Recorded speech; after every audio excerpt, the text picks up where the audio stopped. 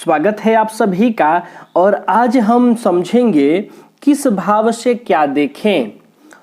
जन्म कुंडली के 12 भावों में किस भाव से क्या विचार किया जाता है।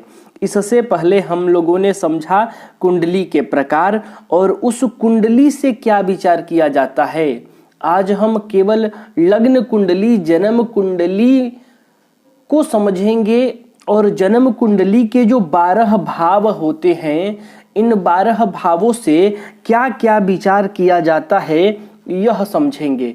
प्रिय दर्शकों, आज का विषय क्यों महत्वपूर्ण है, क्योंकि जब हम जन्म कुंडली का निरीक्षण करना प्रारंभ करते हैं या जन्म कुंडली देखना शुरू करते हैं तो सबसे पहला जो काम होता है वह यही होता है कि जिस प्रश्न का हमें विचार करना है, यानी जो प्रश्न हमें देखना है वह जन्म कुंडली के किस भाव से देखा जाएगा।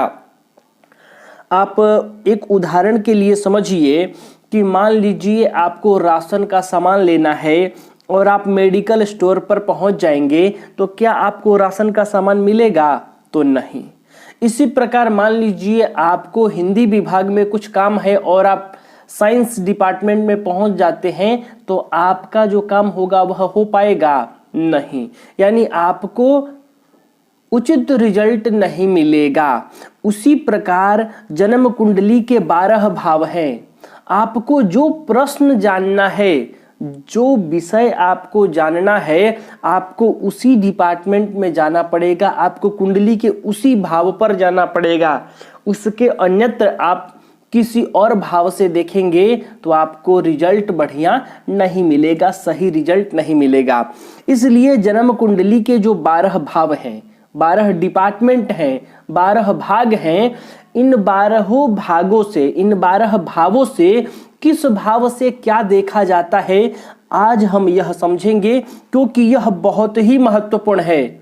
यदि हम गलत घर पर पहुंच जाएंगे तो हमें उस चीज का सही रिजल्ट नहीं मिल पाएगा।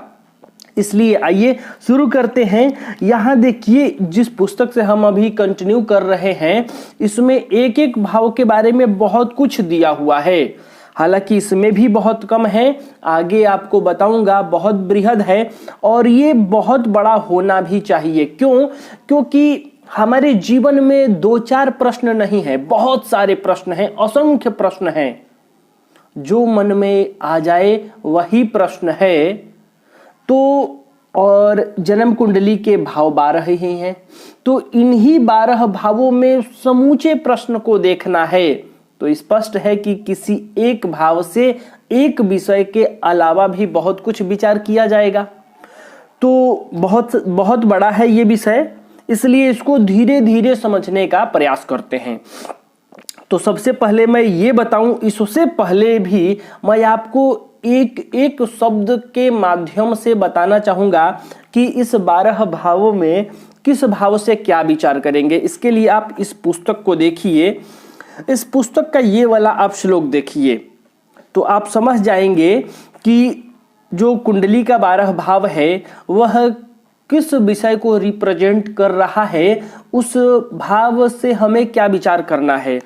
इस एक एक शब्द को आप नोट करिए और उसके बाद इससे संबंधित जो विषय होगा वह भी समझने का प्रयास करें। हालांकि इसके बाद मैं ये वाला भी बताऊंगा और आगे इसको और बृहद करेंगे, क्योंकि प्रश्न संकुचित नहीं है, प्रश्न बहुत हैं, बहुत मात्रा में प्रश्न हैं और भाव हमारे पास 12 ही है। इन्हीं 12 भावों से हमें सब कुछ प्रश्न समझ लेना है। तो आप सबसे पहले इसको देखिए। तनुर्धनम ततो भ्राता सुखम पुत्र रिपुस्त्रियः। यहाँ 3 शब्द हैं, पुत्र रिपुस्त्रियः।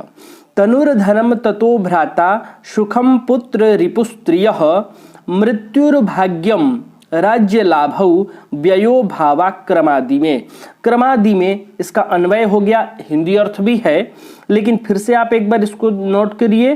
तनुर्धनम ततो भ्राता सुखम पुत्र रिपुस्त्रियः मृत्युर्भाग्यम राज्य लाभौ व्ययो भावा क्रमादि में। यानी ये जो लिखा हुआ है इसको आपको क्रम से समझना है। व्ययो भावाक्रमादि में, भावाः क्रमादि में, भावों को क्रमशः समझना है। क्रमशः का मतलब है 1 2 3 4 5 6 7 8 9 10 11 12। क्रम से जब आप इसको समझेंगे तो आपको समझ में आ जाएगा ये श्लोक। तो सबसे पहला है तनुर, दूसरा है धनम, ततो उसके बाद के लिए आया है। इसके बाद तीसरा होगा भ्राता, चौथा होगा सुख, पांचवा पुत्र, छठवा रिपु, सातवां स्त्रियः, आठवां मृत्यु, नवा भाग्य, 10वां राज्य, 11 11वां लाभ और 12वां व्यय। व्यय मतलब हानि, खर्च। भावः क्रमादि में तो कहा, यहां भी देखिए तनु, धनम, ततो, भ्राता, सुखम, पुत्र, रिपु, स्त्रियः, मृत्युर्भाग्य, राज्य, लाभ, व्यय, इमे भावः क्रमात् संति। कहा तनु, धन, सहज, सुख, पुत्र, शत्रु, जाया, मृत्युर्भाग्य, राज्य मतलब कर्म, राज्य भी होता है और कर्म भी होता है दशम भाव से। आय और व्यय से क्रम से 12 भाव होते हैं।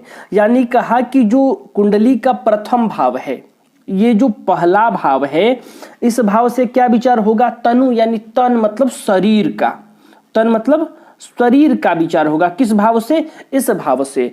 अब आप इसको थोड़ा और बृहद करके समझ सकते हैं कि इस शरीर का ये वाला भाव है, तो शरीर से संबंधित जितने भी प्रश्न होंगे, समूचे प्रश्न का विचार कुंडली के लग्न भाव से होगा, प्रथम भाव से होगा। क्लियर? इसके बाद कहा धन, तो धन दूसरा भाव है, तनुर धनम यानी धन का भाव ये कुंडली का दूसरा भाव होगा। धन से संबंधित जितने भी प्रश्न होंगे उसका विचार इस भाव से होगा। उसके बाद ततो मतलब उसके बाद, ततः भ्राता यानी भ्राता का विचार, भाई का विचार यहां से होगा, तीसरे भाव से होगा। अब यहां आपको एक बात बताऊं कि भ्राता का तीसरे भाव से विचार होगा तो छोटे भाई बहनों का होगा या बड़े भाई बहनों का होगा? भाई बहन तो छोटे भी होंगे बड़े भी होंगे, तो किसका विचार यहां से होगा? तो यहां आप नोट कीजिए कि छोटे भाई बहनों का विचार यहां से होगा। तो फिर बड़े भाई बहनों का विचार कहां से होगा? तो आगे मैं आपको बताऊंगा। सुखम चौथे भाव से किसका विचार होगा? सुख का विचार होगा। पांचवें भाव से पुत्र का विचार होगा। यहाँ की हालांकि पुत्र लिखा हुआ है, लेकिन मैं यहाँ समझता हूं कि संतान का विचार करना चाहिए, क्योंकि पुत्र भी संतान है और पुत्री भी संतान है। पुत्र और पुत्री में कोई अंतर नहीं है। और यदि हम मान लेते हैं कि इस भाव से पुत्र का विचार करेंगे तो फिर पुत्री का विचार कहां से होगा? मैं ज्योतिष शास्त्र में इस प्रश्न को बहुत ही किताबों में ढूंढा, लेकिन पुत्री के लिए अलग से कहीं कोई भाव नहीं मिला। तो मैंने कहा ये पुत्र का नहीं, ये संतान का भाव होना चाहिए, क्योंकि संतान पुत्र भी है और पुत्री भी है, दोनों के लिए संतान शब्द का प्रयोग हो सकता है। हालांकि यहाँ लेखक पुत्र लिख रहे हैं, लेकिन पंचम भाव से संतान का विचार करिए, यानी पुत्र हो या पुत्री पंचम भाव ही बताएगा, तो यहां से संतान का विचार होगा। रिपु मतलब शत्रु, छठवें भाव से किसका विचार होगा? शत्रु का विचार होगा। छठवें भाव से आपको शत्रु का विचार करना है, जातक के शत्रु का विचार होगा। सप्तम भाव से स्त्री का विचार होगा, यानी पत्नी का विचार हुआ। तो आप यहां पूछेंगे कि यहां स्त्री क्यों लिखा है? तो जो काल पुरुष की कुंडली मानी गई है, ये कुंडली जो ज्योतिष समझाने के लिए माना गया है वो काल पुरुष की कुंडली मानी गई है, तो ये एक पुरुष की कुंडली हो जाती है, इसलिए सप्तम भाव में स्त्री शब्द का प्रयोग कर दिया। नहीं तो यहां से पति पत्नी का विचार करना चाहिए, यानी यदि पुरुष की कुंडली तो यहां से पत्नी का विचार होगा, और किसी महिला की कुंडली तो यहां से उसके पति का विचार होगा। अष्टम भाव से आयु का विचार होता है, यानी मृत्यु का विचार होता है। मृत्यु यानी आयु का निर्धारित समय, आयु कितना मृत्यु से तय हो जाता है।